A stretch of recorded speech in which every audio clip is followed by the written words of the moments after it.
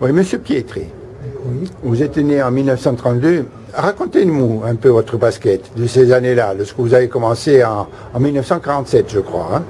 Oui, entre 47-48 à peu près. C'était le début hein, du basket, qui avait quand même quelques éléments.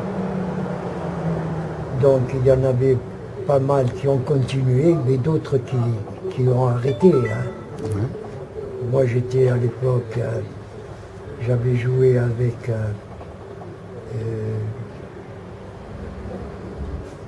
il y avait le docteur qui est décédé actuellement, André Maté-Monter.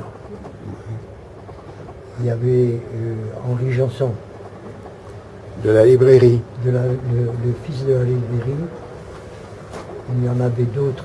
Exactement, je peux pas. Moi, je me souviens de ces deux. Et je crois qu'il y avait aussi René Kilikine. Ouais. Mais vous, si vous voulez, lorsque vous avez débuté, qui y avait avec vous? Est-ce qu'il y avait Pepito Ferretti, Chambéron, tout cela? Chambéron est venu plus tard. Mais moi, quand j'ai débuté, Pépite, il était déjà. Il était déjà. Pépite était déjà. Xavier Dezerme, il était déjà. Est-ce qu'il y avait Raymond Marchione? Raymond Marchione aussi. Aucun problème. Donc vous étiez un jeune à l'époque pour eux. J'étais un des plus jeunes d'ailleurs, et le plus petit. Et le plus petit, oui. Ce qui est étonnant lorsqu'on voit votre taille. Voilà. Maintenant, vous seriez ramasseur de balles. Voilà. Peut-être pas, parce que vous prenez l'exemple de... Il y en a un Américain qui est très petit, qui est un des meilleurs. Petit, mais qui mesure combien? 1m80? Non. Combien, vous êtes quoi, monsieur hein? 1m60. Ah bon? 60 ou 61, un truc comme ça. Alors vous êtes plus grand que lui. Et regardez, Tony Parker, il n'est pas tellement grand, hein? Et c'est le meneur de jeu d'Orlando, hein? Et le meneur de jeu de l'équipe de France. Ouais. Parce que maintenant, c'est-à-dire qu'il y en avait des grands, mais ces grands qu'il y avait dans le temps, ils n'étaient pas très athlétiques. Ils se servaient de leur taille, mais ils ne sautaient pas. Ah, ils ne récupéraient pas de balles en hauteur. C'était leur taille qui permettait de récupérer. Ouais. Mais actuellement, dans le basket, c'est très physique et très athlétique. Quand ils ont pensé qu'ils arrivent à se matcher, à dunker, c'est qu'il en faut de qualité physique pour faire ce qu'on fait actuellement. Bon, et les terrains, maintenant, M. Golin, il nous parle des salles de basket, mais autrefois, les salles, ça n'existait pas. Ça n'existait pas. La première salle qu'on a eue à Bastia, ça a été la halle Pepito Ferretti. Ouais. Et auparavant, donc, moi je me souviens lorsqu'il y avait des matchs qui se déroulaient à la rue César Camping ou sur la place Saint-Nicolas. La rue César Camping, donc c'était un terrain en terre battue. Oui. Et le ballon, à l'époque, c'était un ballon en cuir, avec la vessie intérieure et l'enveloppe en cuir avec lacet. Oui, avec la couture pour boucler. Et quand le terrain était boueux, le ballon nous glissait dans les mains. Et pour le soulever, pour pouvoir faire un tir, il fallait un certain effort, parce qu'il était plus lourd que d'habitude. On en rigole actuellement. Est-ce que vous avez revu ce stade maintenant? Est-ce que vous êtes retourné sur les lieux de la rue César Camping? Oui. Vous avez vu que c'était envahi d'herbe? C'est complètement abandonné.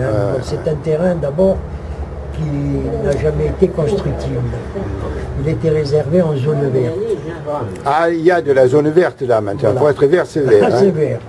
C'est un terrain, je crois, qui appartenait à M. Laurence à l'époque.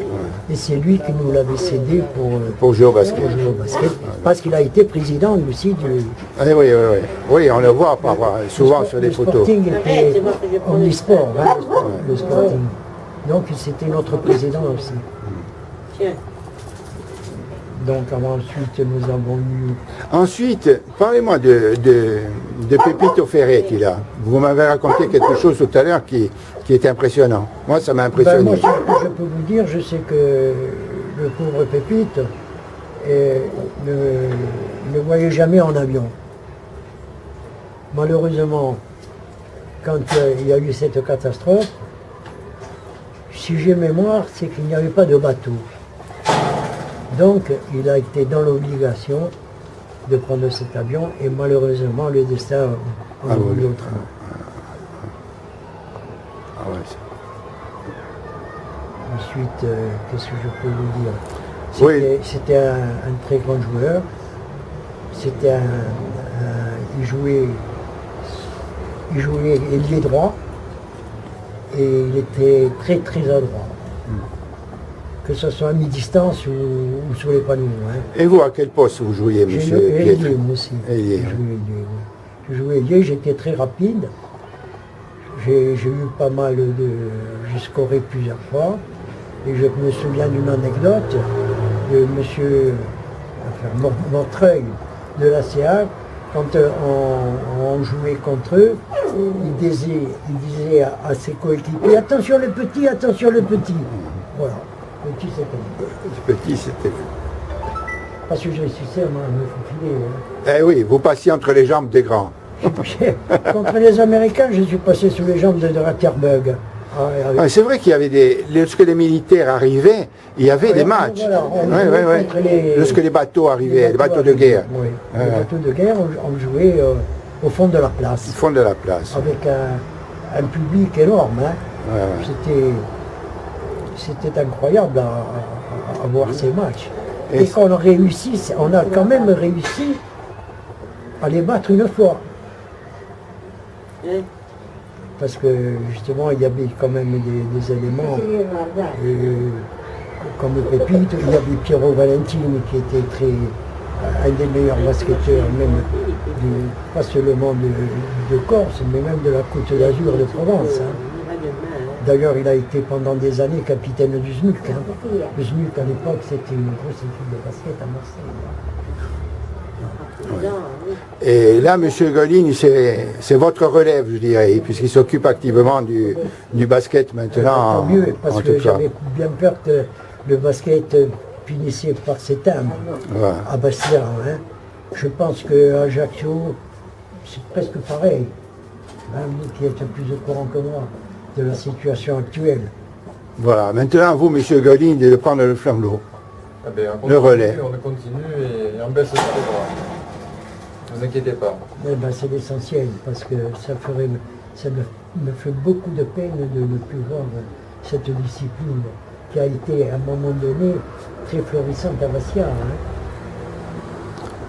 Voilà. Je vous remercie, M. Pietri, Je vous et en prie. à vous, M. Golin, de prendre le témoin. Merci. Au revoir.